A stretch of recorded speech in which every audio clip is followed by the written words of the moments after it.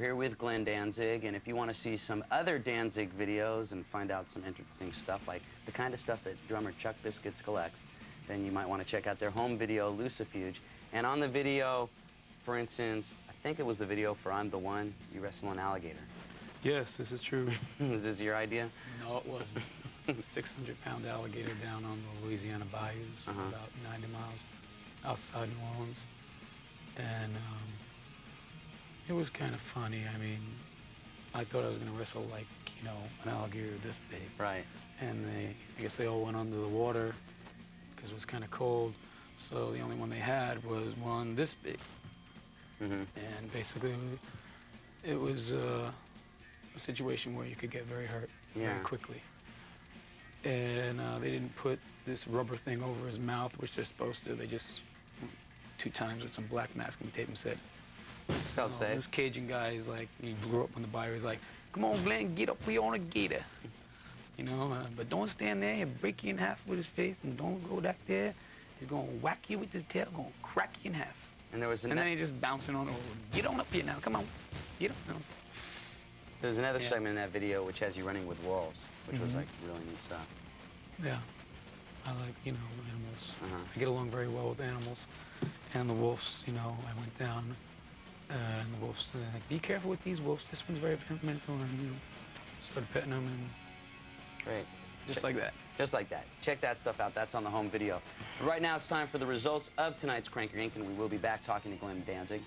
Now, it was your choice, and it looks like you decided, I notice, after seeing you live so many times, is that you seem to have some influences from Elvis.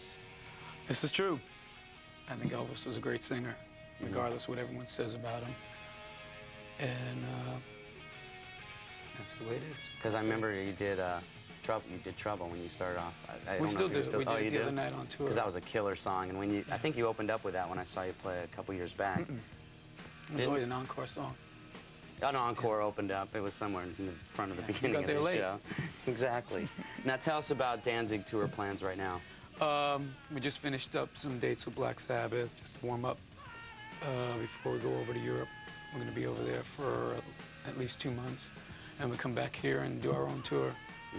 Everyone's scared to have us open a show for them, basically. Now it seems like this record's doing really, really well, which I'm very glad, because I've been telling everybody at home for a long time, you know, well, the stuff is great. One thing good about the record, entered into Billboard at 24, and what it did was it sent a message to all these people that just think music like what we do is a fluke, and that, you know, it shouldn't get airplay here or there, and that it's just a flash, it's not going away, it's staying, and, you know, we have more fans now than we ever had, and basically without any kind of airplay on MTV or radio, you know, dedicated fans. And the fan base is growing, and one thing that I remember that I felt glad you did at my Club Bordello a couple years back, which I brought some of the people, matter of fact, from this studio down here, is you played some acoustic stuff, which was just you sitting around, and it was amazing. I mean, you've got an amazing voice. We did that twice at your club. And it was amazing. Do you ever thought about maybe sitting down and doing a blues album, or just an acoustic record? Rick wanted us to do a record like that. I don't know whether he wants it live or studio. Maybe we'll do it.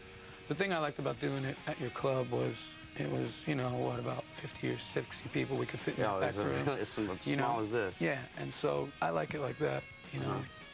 Because I think everybody's like, oh, Danzig is this, and they don't understand how talented the band is. I mean, your drummer, Chuck, plays on the smallest kit, but he's got the most amazing sound and is a great drummer to watch play, too. In my opinion, he's the best drummer playing today.